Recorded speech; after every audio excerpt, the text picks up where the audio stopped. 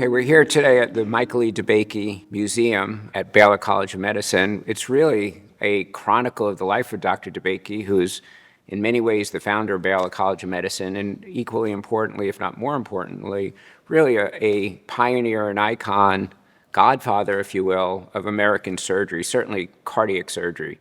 So we're going to be taking you around the museum, and I have with me two of my colleagues who I'm going to have introduce themselves, who really have intimate knowledge working with Dr. DeBakey. I unfortunately did not get to work with Dr. DeBakey before he passed, but really stories that are so reflective not only of Dr. DeBakey himself, but of true greatness in American surgery.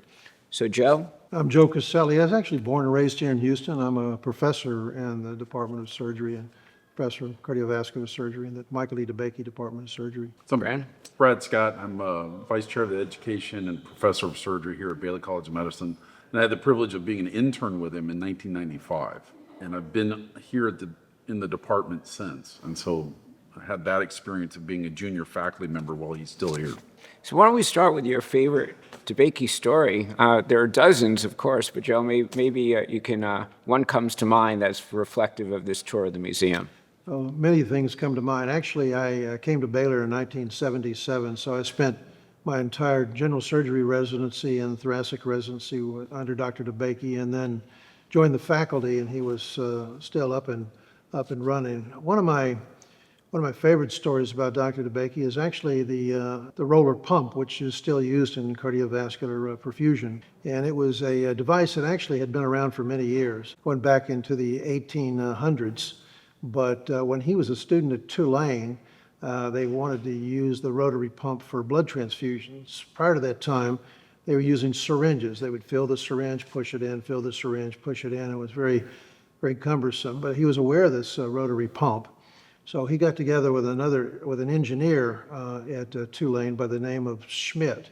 And the problem with the rotary pump was that at high speeds, the tubing actually creeped through the device. And so it just wasn't useful for this purpose. And so he and Schmidt devised a way to actually have the tubing fixed so that the rotary portion of the pump would not push the tubing and have it creep through.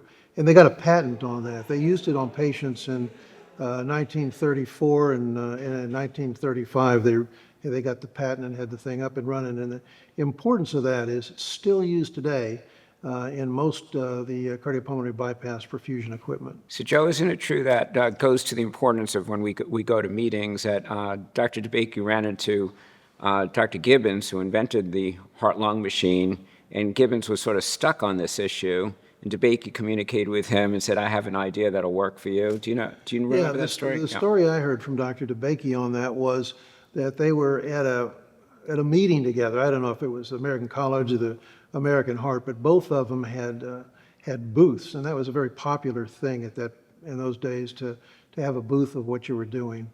And they had booths, and they began to look at each other's stuff and started to talk. And I think Gibbon recognized immediately that it would be extremely valuable and helpful what he was doing with his machinery, and it was history after that.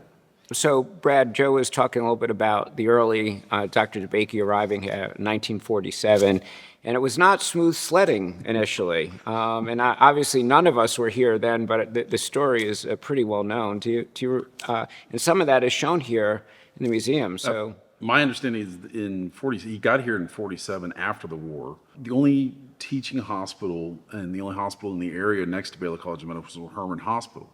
And he went there, but they would not give him operative privileges. They're worried that he would take all their business. And the majority of physicians operating them were family practice physicians, not trained surgeons. So he was very frustrated. He found a hospital in Jeff Davis, which is the county hospital, and he met the chairman of the Harris County Society was Ben Taub. So he and Mr. Taub developed an incredible relationship, and they bonded on the fact that they would round on every single patient on the surgical services in the hospital every Sunday. Mr. Taub would give every patient a candy bar and leave it on their bedside, even if they're NPO or not. And that foundation developed a relationship to which we still have today. We still have Ben Taub Hospital, which is where I work, and it's physically attached to Baylor College of Medicine. But Dr. DeBakey was considering leaving. He was going to leave. And all of his mentors back in Tulane told him, Dr. Oshner told him to stay, everything's going to work out. And that's when they finally built Methodist Hospital, which became the affiliated hospital for Baylor College of Medicine for 60 years, I believe. And that's how he developed his practice. Dr. DeBakey told me this story. The way he related it was when he would make rounds with the students and what have you on the other surgeons' patients, that he would actually point out criticisms of how the patient had been operated upon or managed, et cetera, et cetera. They offered him some beds at the hospital so that he could develop a service. He would discontinue doing that particular effort. Yeah. I can imagine. And then the VA came into being, and there's a whole section that we can see here in the museum about the VA, and really Dr. DeBakey, building on his relationships that he developed in the Army during World War II, really was instrumental in founding the entire VA system, and Baylor and our VA here was the first such academic medical center VA affiliation. There was a Navy hospital that they converted after the war, and Dr. DeBakey advocated voraciously to get these folks taken care of after the war for a longitudinal period, not just a short period of time. And he helped develop the VA system. And the VA, which now has his name on it, it was dedicated to him, I think, in '99, was one of the instrumental first steps for the entire system. So one of the fun things in the museum is this mock-up of the operating room, of Dr. DeBakey's operating room, and there are all sorts of interesting things here. But one of the strangest ones, or it's not obvious and you're really looking for it, is there's a stretcher mounted over the operating room table with cameras and Klieg lights like you were in the movies, and actually that's exactly what was going on. So, Joe, what's this all about, and what else do we have here? Making really good medical films, surgical films at that time was incredibly difficult and also expensive. And so in order to get a good picture of the operative field, they had got this boom which had a camera on it. And I was told that it was one that Walt Disney had that they weren't going to use anymore, and they donated it to him. And they had a very good photographer by the name of Joe Zwier who would lay on top of this thing over the operative field and then take these 35 millimeter films of the surgery and then re-edit them from there. And it was a very competitive surgical environment back then to produce the best quality medical surgical films, and DeBakey was cutting edge on that. Yeah, so surgical videos of surgical movies are not really such a new idea, and in fact, we've got a number of those movies and videos right here in the museum, right? We still do, and I think DeBakey was also credited with the first televised surgical procedure, which was incredibly bold and innovative at the time. It actually went out over satellite, I think, yeah. right? Yeah, from the operating room at Methodist. That is amazing.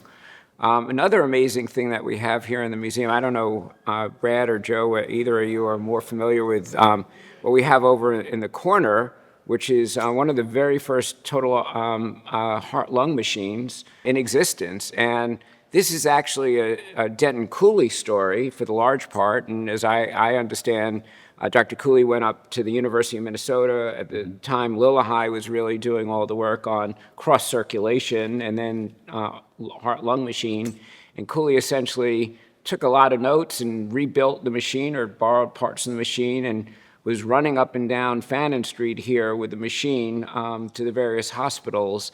And that's really how open heart surgery got started to a significant extent. I guess it's a little bit humorous, but that first device after he had visited Lillahei was in part made from pieces from a coffee pot. And so it was called the coffee pot oxygenator. Wow, that's using some ingenuity to get Clever. it done.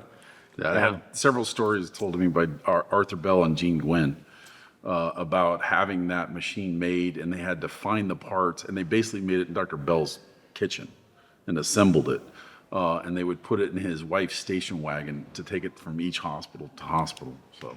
Now, another section of the museum really is dedicated to the iconic moment when Dr. DeBakey and colleagues here at Baylor College of Medicine realized that aortic aneurysms actually were fixable, repairable, and progression developed from homografts down to the first artificial graft material for aortic replacement. And Joe, maybe you could take us through that story, including sort of a iconic picture of Dr. DeBakey at his wife's sewing machine. Dr. DeBakey was a pioneer in this too. With the early aneurysms that were replaced were primarily infrarenal abdominal aortic aneurysms, and they were using homografts. Homografts are not particularly the best replacement for the aorta, so they were looking for other things. And there was a gentleman by the name of Voorhees that was a resident, and they had been using a material called Vignon N, similar to nylon, in the dog lab, and they cross-clamp an aorta for a ruptured aneurysm, and they didn't have a homograft, so they went to the lab and implanted the first synthetic material, which was Vignon N. After that, a number of other materials were used, nylon, Orlon, et cetera, and these materials had problems with it, with the way that they absorbed water and became, they lost a lot of their integrity with a moderate amount of time. And so they were all looking for something that would really work well. So the story goes that Dr. DeBakey went down to Sears and Roebuck here in town and wanted to buy some material, and they had just gotten some. He was looking for material that was left over from the material that was used from parachutes in World War II, but they'd run out of that. But they had some new material called Dacron, and so he took that and they put it in some animals. And Dacron was a very favorable material in that its structural integrity remained in place. It had a little bit of inflammatory process, which was good, and it didn't shed the enamel lining like Teflon did. So it turned out to be really an ideal material. And the picture, which is from the newspaper that he got to his wife's sewing machine, and he sewed it into various configurations. And they used it first in animals, and then they became the largest site for the replacement of aortic aneurysms using that material. You might want to know where he got his sewing skills from, but when he was growing up, his mother would actually bring in young ladies, as it were, to teach them how to sew. And he paid attention to all that and learned sewing techniques himself so that when he needed, he could pull on it. The other thing that amazes me is in one of the showcases is the letter giving Dr. DeBakey his first patent license, actually. And for those who are here, it basically says, we'll pay you $1 for each graft. And that ended up becoming part of the basis of the DeBakey Foundation, and literally just an extraordinary basis for doing research here at Baylor. That's why you hold the DeBakey Bard chair. I am indebted to Bard for that accomplishment, and Dr. DeBakey, of course. So Brad, shifting gears a little bit, when the other part of the museum that always amazes me and everyone that we bring here is the replica of Dr. DeBakey's conference room. Oh, yeah. And called the Green Room. Again, never got to be there other than after Dr. DeBakey had passed, but he has these pictures from leaders all over the world, and I'm sure both you and Joe met many of them. All kinds of people, from movie stars and actors to politicians and even kings and queens. So can you tell us a little bit about the Green Room? The office, you walked in, there was a single waiting room that was, very 1970s. It was still 1970s in the 90s. And you had a patient area that you had exam rooms. You had 6 exam rooms down one hall right off of that. Then you had the ante room, which was the rounding room.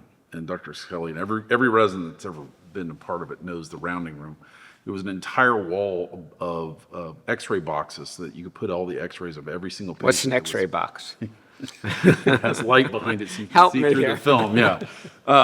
And so in the rounding room, he would have his spot that he would sit. He wrote everything in pencil. He had a red pencil and a standard lead pencil. And all of his charts had to be turned exactly at 45 degrees to his table, to where he was sitting, and he had his operative list, or basically a to-do list, here on a legal pad. And you would put all the charts that we're going to go through, and every single one of his charts was identical. Left-hand side had all the operations the patients had done, with a hand drawing from Dr. DeBakey of what the operation was.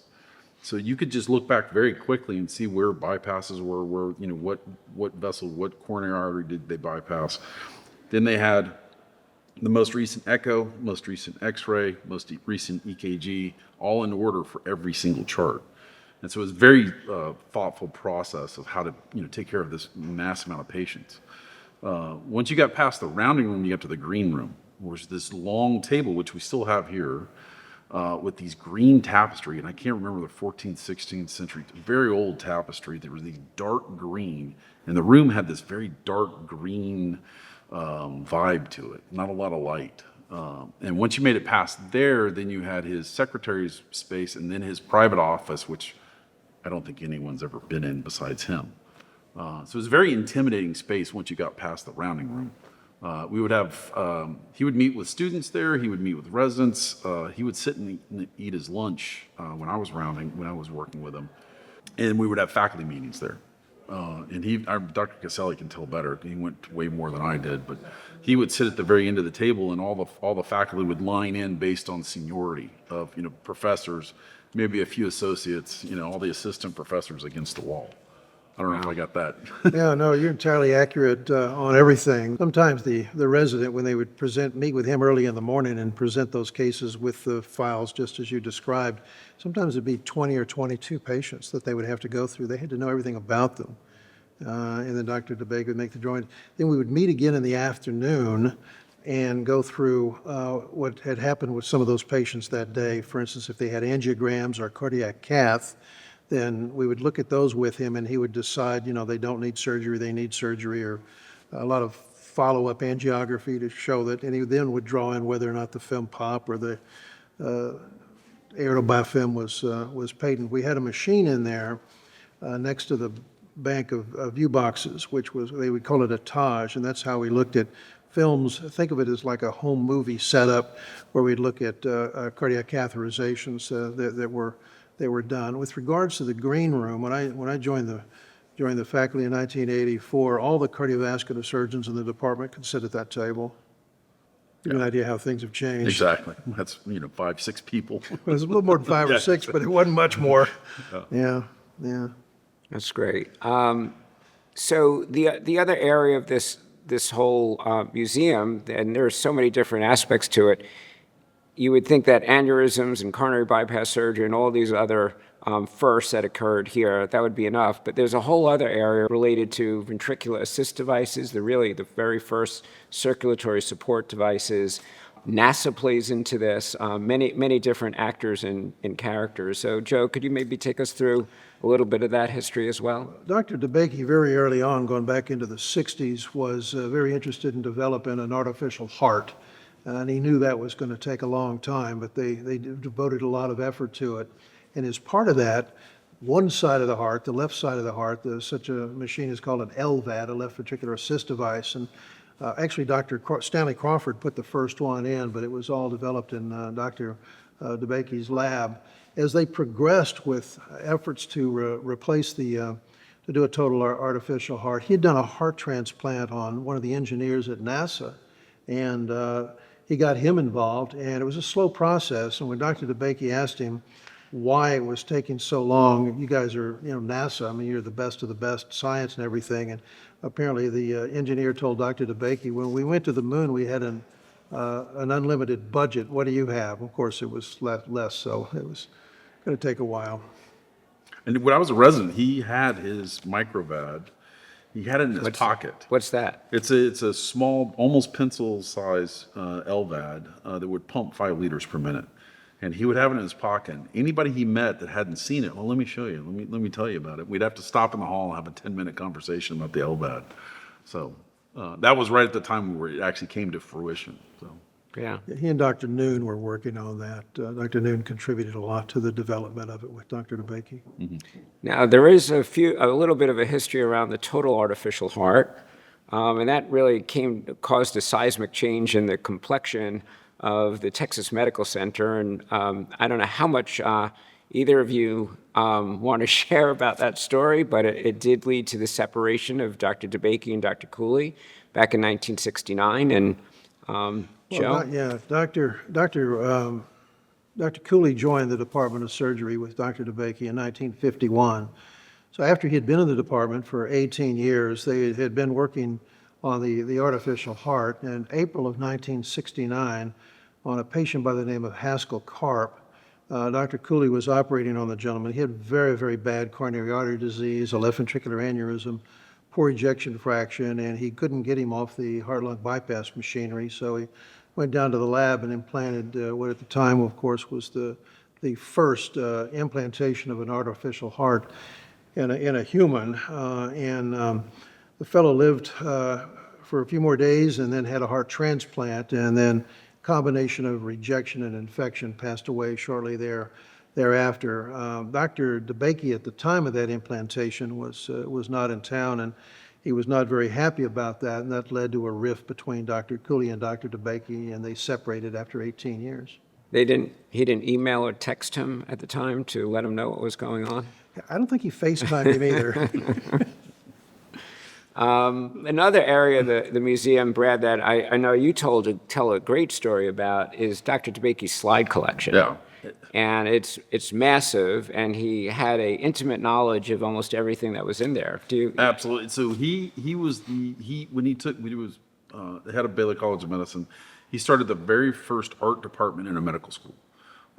And he knew that transmission of knowledge was not just written. You had to see it and feel it in videos and, images. And he knew that image would provide more information than anything you could ever tell somebody. So he had these massive collection of slides, physical slides. And so you would be on rounds, and he's like, I need to give a lecture to the medical students. Here's my slides. He'd pull out a card and he'd write down, 1,029, 65, 2,635. He had memorized which slides he wanted. You take the card and you go get those round decks, and you take, go to each one of these massive slide banks, and you find the slide and put it in the slide thing, make sure it's in the right way, and lock it and hand it to him and hope you got it in the right order. But it was this incredible, there were 5 of these, we only have one of them here, these really large boxes with these slides that you could pull in and out and pull each one out. Incredible collection. Did you ever drop the slides? Oh, I'm sure, yeah. No, I wouldn't tell anybody I did. I wouldn't tell him, I know that. One of the other things that Baylor was innovative in is he had his own machine shop. They were having to invent these operations as they were going along because nobody had done them before. And for instance, instead of a straight clamp, they needed a clamp that had a particular curve or some special scissors and various things. And the fellow that ran the machine shop was a gentleman by the name of Lou Feldman. And it was very innovative. I don't think any other department of surgery had that at the time. And when they were working on some of these large aneurysms, the blood loss was quite considerable, and it was rather a large drain on the blood bank. And so Dr. David Yawn, who was head of the blood bank, Lou Feldman from the machine shop, and Dr. Stanley Crawford got together, and they came up with this idea that they could take shed blood from the operative field, spin it down, separate it, filter it, and then give it back to the patient so that they didn't have to use as much blood from the blood bank. And again, it was probably patented. It was called the BRAT, the Baylor Rapid Auto Transfuser. And again, that was just another first that they innovatively came up with. Yeah, when I joined the faculty, those machinists were still here. They still had their machine shops on both sides of the animal lab that we now use as a sim center. And I actually had an idea in doing trauma, and I wanted a very specific clamp to do something. And I drew it on a napkin during M&M, and Matt Wall looked at it and he goes, "Go to the machine shop, they'll make it for you." I just walked up there and showed him what I wanted. He made it, and he called me the next day and said, "It's ready." Wow. And I have a patent on it. It's amazing, but it's the environment that you can innovate. You have to have those resources to innovate and make these day of innovations that work in every operation. And that was the environment that he provided. Another story is they were operating on so many patients, and keeping track of those patients was incredibly difficult. And a family here in town had one of the department stores. It was Sakowitz. And the Sakowitz family gave them some money, and they came up with one of the first computers to help track and keep up with patients. And it was back in the days when a computer was about half the size of a stand-up piano, and the initial efforts were on what we used to call IBM cards that had little punch-outs to keep as part of the record. And those punch cards can then be read, placed through a reader. And it was, I think, the first department of surgery to keep track of their patients that way. Well, you guys have any other stories you want to share? He loved to read, and his parents were very focused on education. he frequently told the story that one summer read the entire encyclopedia from one end to the other. I know encyclopedias aren't really in vogue anymore, and for some people might not even know what they are, but it was an amazing accomplishment. I have no doubt that he did it. Like Wikipedia, but written It's, out. it's like But better. a paper Wikipedia, yeah. But I do a story. When I was taking the animal labs, we were using the animal labs. There was one part of the animal lab that was part of his research lab that we hadn't used for years, and I wanted to recreate the start a sim lab. And so I actually physically cleaned out all these old boxes and stacks of things, and I found these stacks of books, and they were his lab books, or the lab books, not just his, all the way back into the 50s. And so you could look through the books and see what animal operations they were doing, and you could see replacement of aneurysms. And I found the infrarenal aneurysm, replacement of aneurysm, silk, silver, aluminum, all these different materials, nylon, and then you could see these other materials, Orlon, and then you could see Dacron, lived. And so you could actually track it through. I had to give the books away. Wow. Unfortunately, back to the museum, but it was a fascinating find. Again, for Dr. DeBakey's first, and it may not have been a first, but it was certainly innovative. I was on the faculty, kind of a junior guy, and I had to go into that rounds room you were referring to earlier, and there was this glass box. It looked like a glass phone booth. And I asked Dr. DeBakey what he was up to, and he said that he'd gotten involved in telemedicine. He would go in there and talk to other doctors around the world about patients and discuss and help them and advise them on the situation in this little telephone booth for telemedicine, which with video chat. Very innovative. That's crazy. The very last part of the museum tour, as you take it, is many of Dr. DeBakey's awards and recognitions, two of the most prominent of which are the Lasker Award and the Congressional Medal of Honor. Dr. DeBakey won the Congressional Medal of Honor right before he passed away, and amazing picture here shows President Bush and others bestowing the award on to him. Now, you both were here, so what was that like living through that? The Lasker Award is sort of the American Nobel Prize. But Dr. DeBakey, when he was 97, developed an aortic dissection, he had actually gave the initial classification of that problem, and it's usually a lethal problem and requires an operation through the sternum on the heart, which Dr. Noon did for him. He recovered from that, and then he went to Washington, D.C. and received the Medal of Honor. In addition, interestingly, to a number of the congressmen and President Bush, but Dr. Cooley was there for the event, and they were smiling together and apparently like a happy reunion. What is your favorite memory of Dr. DeBakey, Brad? When I was there, it was the end of this era. It was the end of this massive machine to take care of all these patients. He still had the same attention to detail, same strive for excellence. I got to operate with him. I did an infrarenal aneurysm. Only he and I were scrubbed, and I was an intern, which was just an amazing experience. After his surgery, and when I joined the faculty, he still would say hi to me and remembered my name, which I was stunned by. But after his surgery, after he recovered, I saw him coming through the auditorium, or right actually through here, the entrance to the school, and he stopped. His scooter said, "Brad, how are you doing? How's Ben Taub? How's your dad in San Antonio?" I was stunned that he would remember me and knew something about me. Yeah. Even after his operation. So. That's amazing. How was his relationship with his patients? They're very friendly, a little authoritative, unlike today. He would tell patients what to do. There was not a lot of discussion, in my experience.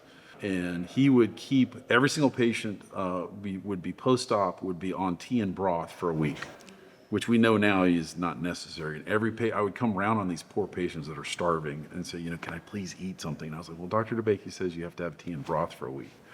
So it was a little, not as much, collaborative as we have today. Yeah, I spent a lot of time with him as a resident and then afterwards. And regards to how he managed patients and us taking care of his patients, he was a real stickler for paying attention to details. And he was very compassionate about it. When he was even away from the patient and talking about these patients, you could tell that he was truly devoted to their care. I have two sort of memories of him that One would be when I was on the faculty, they named a medical school in Lebanon. His parents were Lebanese, and it was just outside of Beirut. And he and his wife went, and there was a little symposium didactic program along with it, and he brought three of us there. He brought Ken Maddox, George Noon, and myself, and I spent a lot of time with Dr. DeBakey on that trip. Literally, sometimes we'd have conversations that would extend over hours, and he would tell me stories about 1969 and a few other things that I can't go in here, but he was amazing. And what is your recollection of him either taking care of patients in the operating room, his style in the operating room, or even his bedside manner? Well, I agree with his bedside manner was authoritatively, and it was clearly a top-down organization with regards to the delegation of things. And he had when he was taking care of, he would literally have dozens of patients at the hospital at any one time. And he had an amazing organizational, logistical way of managing all those patients, to keep track of them, et cetera, and you were part of that. And it was a very learning experience to see how he managed that. And a lot of those things, you could carry that with you for your later years in practice. I mean, every single patient was discussed exactly in the same way from beginning to end, and so you didn't miss anything. Same thing we do at Ben Taub. Our morning report is structured. It is beginning to end, every patient, same time, same way. So it does carry forward. And drawing operations, I think it's the best way to, confer with a patient. All your colleagues know what happened, all the, residents that take care of it. It's a way to learn. I think it's an invaluable skill. He had a way when he made rounds that he had certain important things that he needed to know and didn't need to know other things, the fluff, that they had, and they were all very important, specific details on that, whether it was a valve, a coronary, or an aneurysm, et cetera. And that was your job as a resident, to be sure that that information was transmitted from whatever was going wrong with that patient to him on rounds. And he was very good about that, and separating out what was important and what wasn't. So a couple of last questions while we're here. This is so unique. Dr. DeBakey, by legend, was famous for firing people. That's what they say. Dr. Coselli, did you ever have a near firing incident with Dr. DeBakey? Or know of anyone who did? I'd rather not go into that, but yes. He was always good to me. We had a good relationship, even when I started on the service as an intern.